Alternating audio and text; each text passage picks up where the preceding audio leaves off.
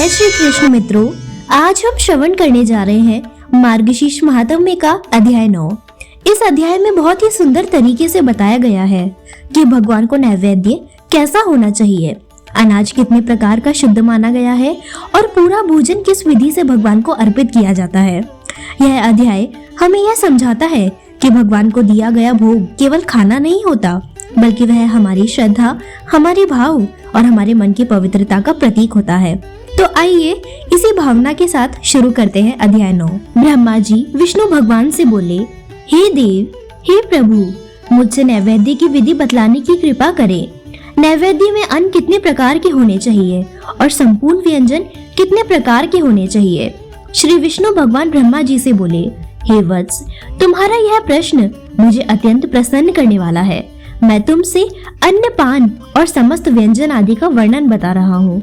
प्रथम, स्वर्ण का पात्र होना चाहिए। स्वर्ण के अभाव में चांदी का पात्र होना चाहिए और चांदी के अभाव में पलास का पात्र होना चाहिए।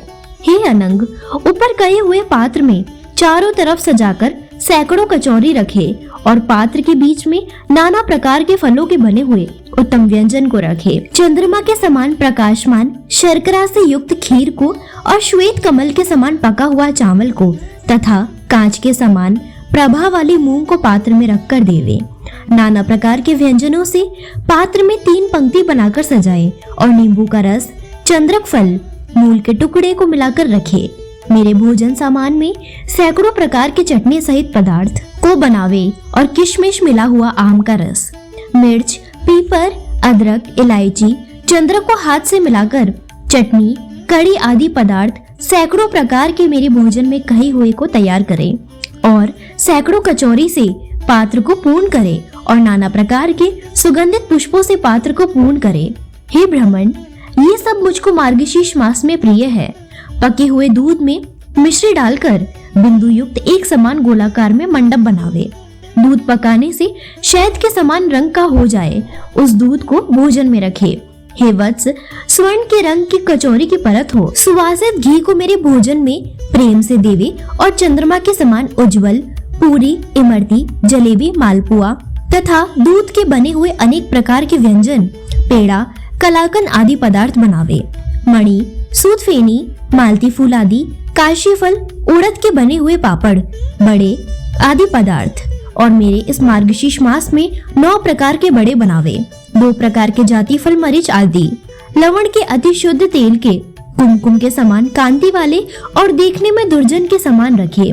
दही, दूध, सौंठ, आम, किशमिश, ईख के रस से बने हुए पदार्थ, कुछ जीराजल व मिश्री डालकर व्यंजन बनावे। 4 तरह के और अन्य प्रकार के रसों से युक्त 9 तरह के व्यंजन बनावे।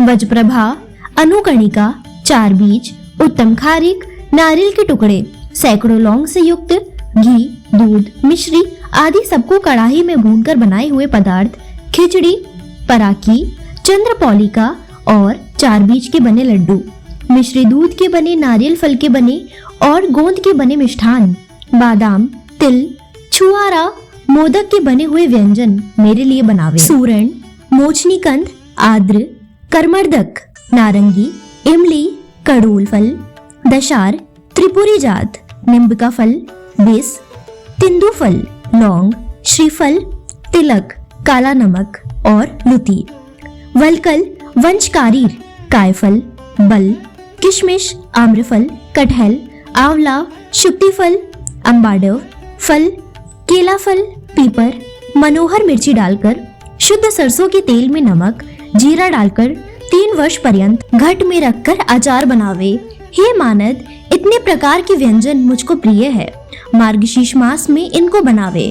जिसको इस प्रकार के भोजन देने का यदि सामर्थ्य ना होवे तो उस समय उसको ऐसा करना चाहिए। तुम उसको संक्षेप में मुझको सुनो।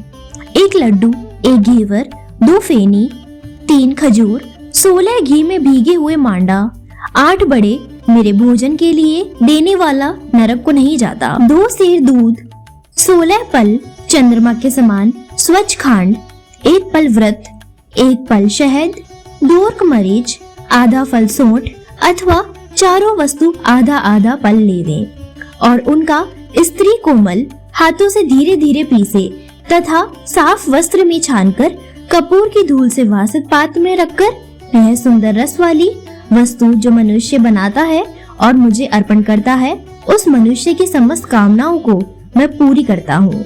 इति 9वां अध्याय समाप्तम। साथियों, इस तरह अध्याय 9 में हमने जाना कि भगवान को नैवेद्य अर्पित करने की क्या मर्यादा है, कौन सा अनाज श्रेष्ठ माना गया है और कैसे पूरा भोजन भक्ति और शुद्धता के साथ भगवान के चरणों में रखा जाता है।